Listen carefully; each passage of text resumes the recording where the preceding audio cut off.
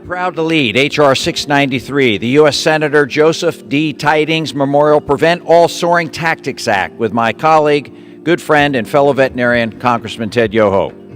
The passed act would finally end the incredibly abusive practice of horse soaring. Soaring is the act of deliberately causing pain on a horse's legs or hooves to artificially exaggerate the horse's normal gait. The gait is called the big lick. Mr. Speaker, I rise today in support of H.R. 693, the PAST Act. In a bipartisan fashion, this bill takes a step forward to protect horses from abuse and make the practice of soaring something of the past.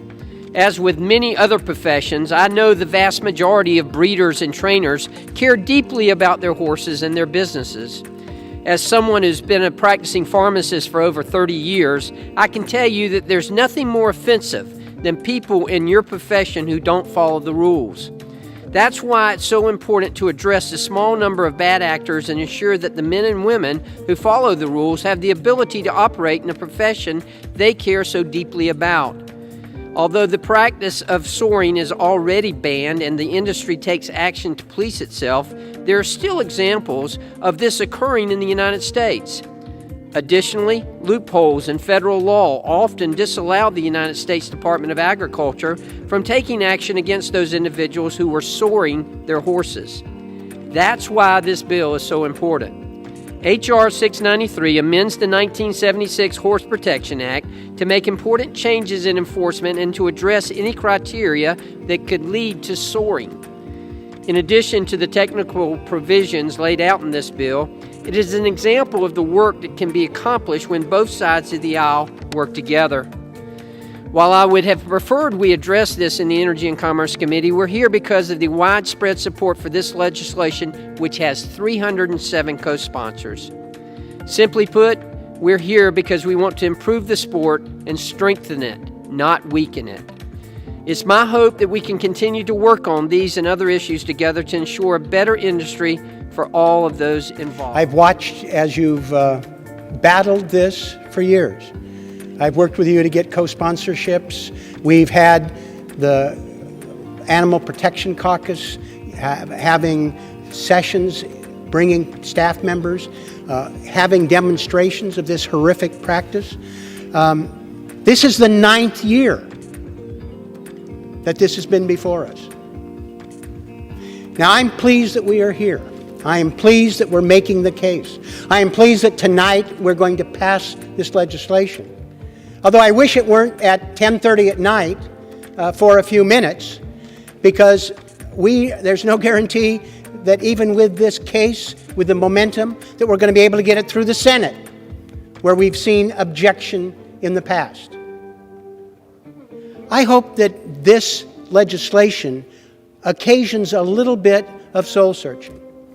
The animal protection agenda of this Congress is one of the areas that brings people together. Like my two veterinary friends have shown bipartisan cooperation, dealing with the facts, mustering support, being far more patient than I would have. I mean, the last two Congresses, we had 280 co-sponsors. We couldn't even get a hearing, let alone get it on the floor. That's outrageous.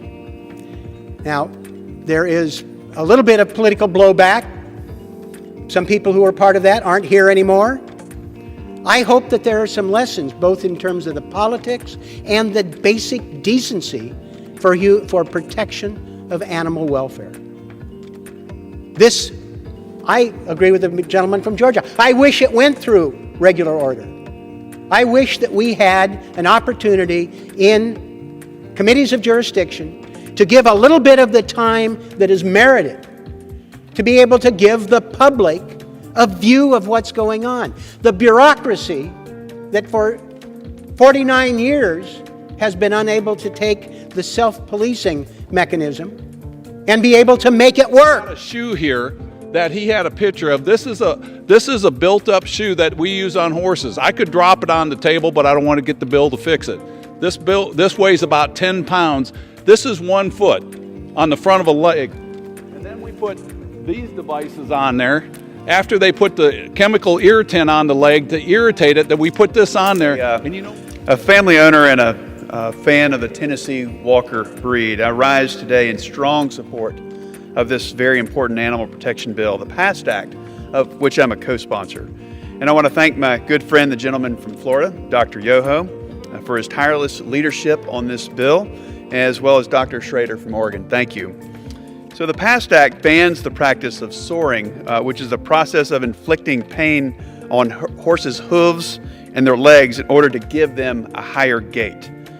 Breeders sometimes use soring to give their horses an advantage in competition, as we've talked about tonight, but the pain inflicted upon the animals is inhumane and it should be stopped. For years, we've known about this harmful practice, yet there's been very little action to remedy or fix the problem. A recent story I read described the process of exposing sensitive tissues within the hooves of the horse by filing away the hoof. Sharp objects such as screws are then pierced into the sensitive tissue, inflicting pain to the animal. The damaged tissue that appears after this process is burned away, sometimes with acids that burn the horse's skin. Sadly, this barbaric practice continues, and sometimes even out in the open. The current enforcement mechanisms we have in place are not working well enough, and it's time to pass this important bipartisan piece of legislation. Horses, especially those used in shows, are beautiful animals that have done nothing to deserve the pain that soring causes. So once enacted into law, the PAST Act will ensure that we have a more efficient system in place to protect our equine companions from unnecessary, inhumane, and cruel suffering. So once again, I want to thank my friend, the veterinarian from Florida, for his work, and also just let you know that my Tennessee Walkers, our family's Tennessee Walkers, Just Power, and Dancer's boss lady, thank you as well, and I yield my time back. Thank you.